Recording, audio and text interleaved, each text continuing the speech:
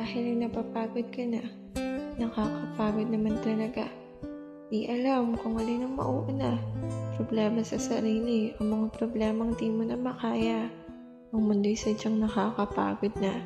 At di nga alam kung paano nga ba magpahinga, saan ba dapat mag-umpisa, sa pagresolba ba ng problema.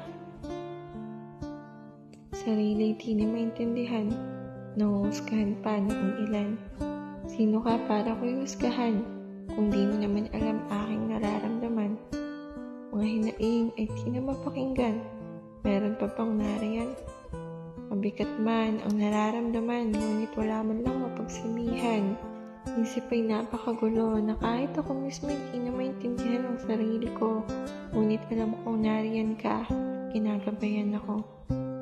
Isang makapangyarihang dasal para sa lahat ng pagod na nararamdaman. Basta't may pananalig sa Diyos na may kapal, walang pagsubok ang di kayang malampasan.